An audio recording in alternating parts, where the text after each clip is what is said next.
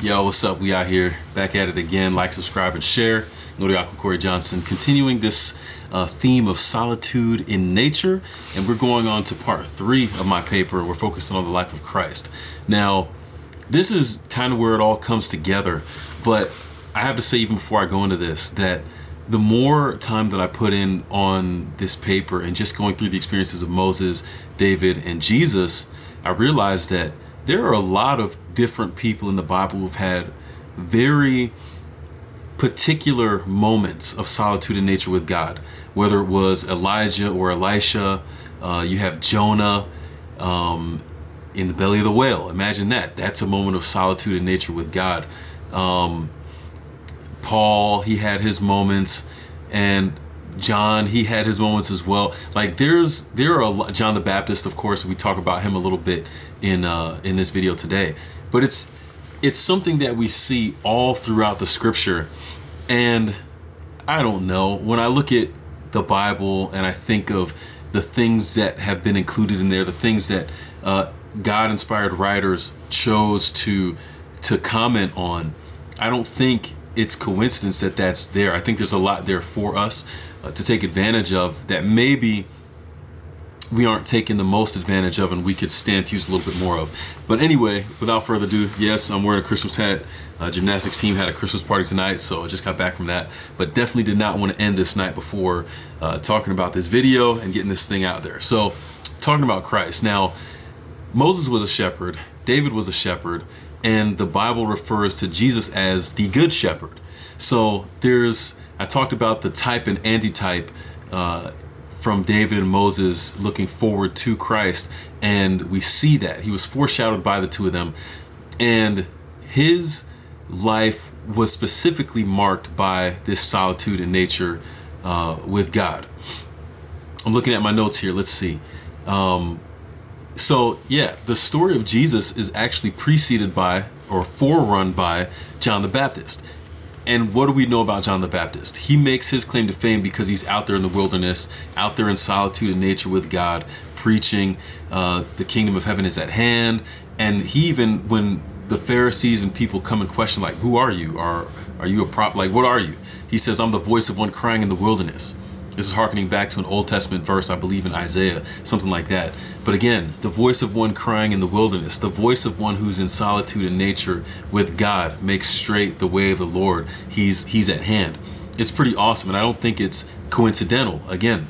So John the Baptist is the one who ends up introducing Jesus to the scene. Jesus ends up meeting John out there in the wilderness in his solitude and nature with God, and all these other people that are being drawn to him, and he's baptized out there in nature with God. And you have the pretty awesome moment where you have the Son of God who's coming up out of the water, you have the voice of God coming down from heaven, and you have the Spirit of God that's around Jesus, or kind of in the vicinity there, in the form of a bird. So you have all three. But get this. The very next verse of the following chapter, if it's in John, I believe it's chapter 4. Don't quote me on that. But, or maybe I'm thinking of Matthew. I'm not really sure. I'm all over the place because this thing is so exciting. But the very next thing that happens after the baptism of Christ is the Spirit leads him into the wilderness. Solitude in nature with God. David had his wilderness experience, and Moses had his wilderness experience. And interestingly enough, both of them, well, all of them had their shepherding, solitude, wilderness experience right before they would get into the big part, the beefy part of the ministry, the big part of what they were called to do. And so you have this 40 days and 40 nights that Jesus is out there in solitude, in nature with God. And he's going up against the greatest challenge so far. He's starving. He was fasting for those days. Satan comes out there and tempts him, trying to get him to question the things that had been confirmed to him through the baptism experience. And out there, this is one of the coolest things I think about Christ's experience out here in the wilderness in particular. He would come face to face with the biggest challenges of his life. Mind you, Jesus doesn't start his earthly ministry until he's about 30 years old. So the entire beginning portion of his life he hasn't gone through anything like this. It's now at 30 when he steps into ministry that he's faced with this crazy moment and experience in solitude and nature with God, where he's got to come face to face with the reality of, am I who God says I am, or am I something else? Can I trust God to accomplish the goal that he has given me to do, the calling that he's put upon me, or should I follow Satan's advice, the adversary's advice, and try to do this another way? He's faced with that in the moment of solitude. So again, think about this in the sense of how we engage with these moments in solitude with God. There will be times when we're wrestling, literally. Jacob is another one. He used that word wrestling. He immediately comes to mind. It's like there's going to be times in those moments where we're wrestling with the very things and the identity that we have. But solitude in nature with God is the best place to wrestle with that. And Jesus shows us this through his experience, and he obtains the victory over this in that moment of solitude in nature with God. Absolutely incredible, right? So this is what marks the commencement of Christ's own ministry. And let's see, he's affirmed there in who God said he was. He's inspired for the ministry to come. And here's something interesting that I found. Now, I understand that as a Seventh-day Adventist Christian, the name Ellen White in her writings may mean something more to me than they do to the other Christians out there, the hundreds of denominations of Christians there are, and that's okay. But I am going to refer to some of her writings here, which we also believe are inspired, to give you kind of some background on some of Christ's story. Now, something that she points out as she kind of gives a little bit more information on the childhood of Christ is that every moment that he had, he was out there in nature. He would do his tasks around the home or around the shop, whatever he would need to do, and then he would go out in nature, and that's where he would spend his time. If you wanted to find Jesus as a young person, that's where you would find him, out in nature, out in solitude with God. So the reason that's so significant to me is because it means that this 40-day and 40-night experience out in the wilderness after the baptism, this wasn't his first time out here relying on God or learning to commune with God in nature on his own. He'd been building that experience for the previous 30 years of his life. So I'm not saying that it made it easier to deal with that, but maybe he was a little bit more familiar and more comfortable with God and being in that communing place in solitude with God out in nature, and it allowed him a kind of strength to go through that he wouldn't have had otherwise. And again, if this is the case, I have to look at it in terms of myself and say, well, how am I setting myself up to deal with the challenges I'm going to face in life? Is it that I'm going to get to a place and it's the first time that I've ever, and so it's just catching me completely off guard and I don't know how to respond? Or have I taken advantage of the time that I have to go and be in solitude, in nature, with God, communing with him to gain the strength and to learn things when life is easy, so to speak. So when the challenges come, I'm better prepared, not just to go through it because I'm stronger, I have a leg up, but maybe just because I'm able to trust God more when those things happen, because I've been learning to commune and trust with God in these times. It's a really cool piece of insight. Whether you go with Ellen White or not, I think it's pretty awesome. So, and the book is Desire of Ages, if you're curious. Really awesome book. It's called The Desire of Ages by Ellen G. White. I would highly recommend it. Gives some extra context to the life of Christ and just really does a great job of harmonizing the four Gospels so we get a more complete picture of the life of Christ. I love that book. It's a good one. So the quote specifically is this. I'm looking at my paper right now. It says, his hours, speaking of Christ, his hours of happiness were found when alone in nature with God. Specifically, it tells us that. Whenever it was his privilege, he turned aside from the scene of his labor to go into the fields, to meditate in the green valleys, to hold communion with God on the mountainside or amid the trees of the forest. The early morning often found him in some secluded place, meditating, searching the scriptures, or in prayer. From these quiet hours, he would return to his home to take up his duties again and to give an example of patient toil. I love that. I love that. So, when I look at that context, it's pretty clear to me that this habit is what enabled him, again, to have this confidence in God, even though it was a wilderness experience where he was being tempted so hard by the adversary. Now, when you look at what happens after this, Jesus comes back out of the wilderness. He's got the affirmation. He's passed the test. He avoided the 3 temptations. He proves his trust in God, and he goes into ministry from that point. And when you look at different points, specific points along the life of Christ, you see solitude and nature with God continue to pop up. Even though Jesus is the Son of God, he is God, he still found it necessary to set the example for us in so many ways of spending time in solitude in nature with God. And here's just a few of those examples. When we think of the Beatitudes, right? I believe in Matthew 5, one of the most popular sermons that Jesus ever speaks, the Sermon on the Mount, as it's also known, it was on a mountain. So Jesus is out there in solitude and nature, and other people are drawn to him in this place to experience a different kind of communion with God that they hadn't really experienced before, right? So that's one thing.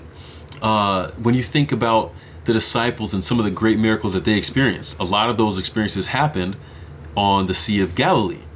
You have Jesus, the people that are following him, just like David and the people who followed him, the ones he was leading, Moses and those that he was leading, they were together there on the Sea of Galilee. And you have a couple occasions, peace be still, where there's a storm going on, and in the midst of nature, the disciples are getting to experience something awesome as they are there alone with Christ in the boat. Or the other time, where it's right after the feeding of the 5,000, which also happened on a mountainside. And then you have Jesus sends them across the lake afterwards, and he goes into the mountain to pray. The Bible specifically tells that. What's that verse? Oh man, I'm not even telling you this in order. So let me back up. Before the feeding of the 5,000 is where we have John the Baptist being murdered, beheaded.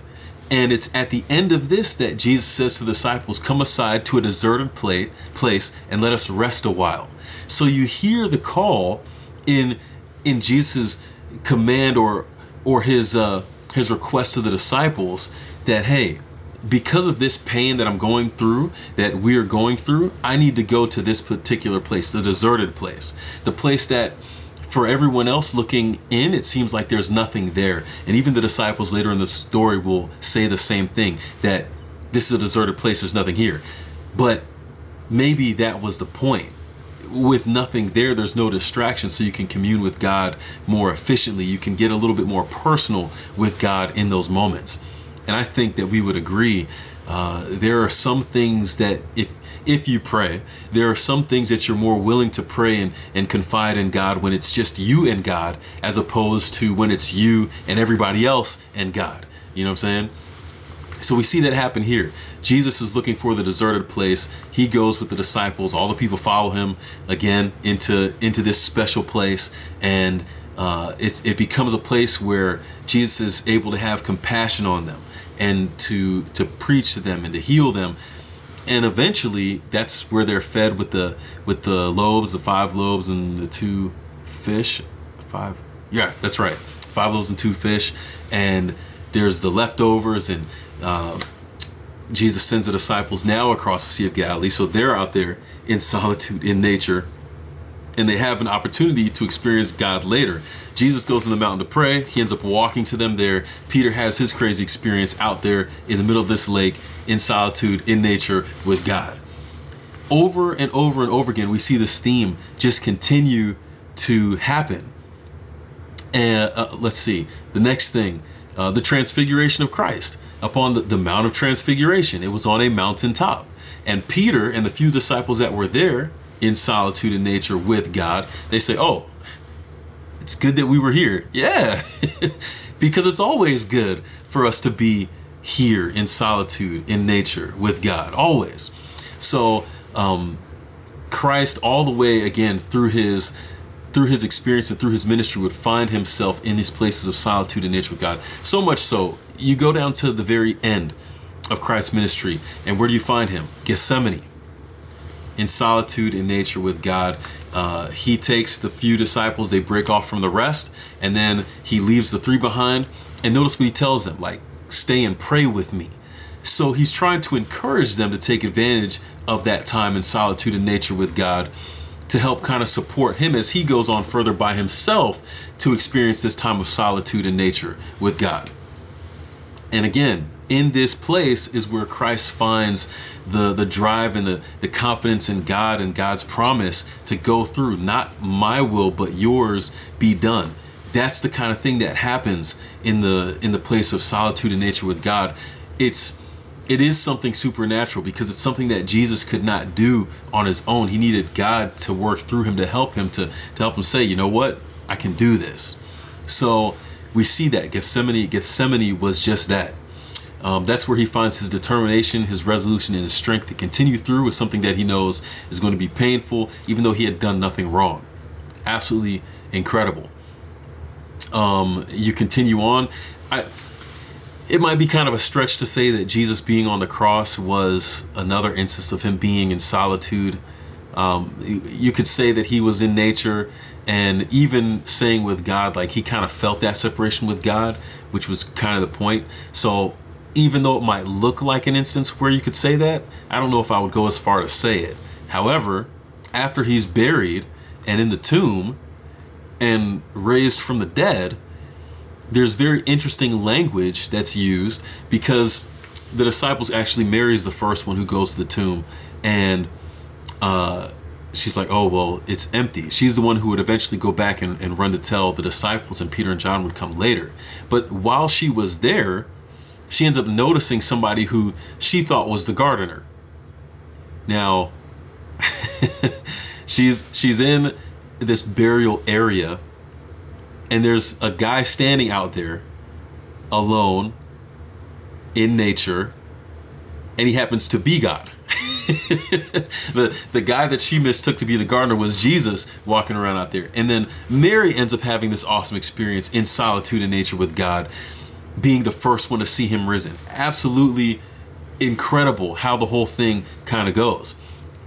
So we see that, again, this theme just goes all the way through, and I'm kind of getting exciting in my mind, so I'm forgetting where I'm trying to go with this. There's another part. I think here's where I ended the part on Christ. I talk about mission accomplished. He's victorious over sin because of being found here in solitude and nature with God, which I think is accurate. I go into the conclusion later. That talks more about the books and the different materials that we had covered in my classes. I'll get to that later. I guess I'll just say this to put a button on this. I think it's so cool that, especially in the life of Christ, who is supposed to be our example if we are Christians and followers of Christ, of God, that we see this very distinct principle of taking time to spend out in nature with God and the things that we can achieve by being in that place. The peace, the confidence, the trust, the hope, the determination, just the drive to get through, the victory over the greatest challenges that we ever face. All of those things can be found in the time of solitude in nature with God. And I think that's definitely something, again, that we need to take advantage of. I'm going to try to go through the entire paper word for word how I have it here in another video. It's probably going to be a little bit longer, and I don't know if I'll be able to do it well. We'll kind of see how that goes. But stay tuned, because it is going to come. I still have to do the introduction and the conclusion, and I'm looking forward to being able to share that with you, because I have a pretty cool story from my own experience where I get to experience the solitude in nature with God. I hope it's something that you take advantage of too. It's all through the scriptures there. Take advantage, get outside, even though it's cold. It's like 32 degrees out here right now, but that's okay. It's okay. We can still find some time and bundle up to take advantage of what God has for us. But anyways, I'm Corey Johnson. Corey Johnson. We out here taking a step ahead, 2 degrees buffer, and I'll see y'all in the next one. Peace.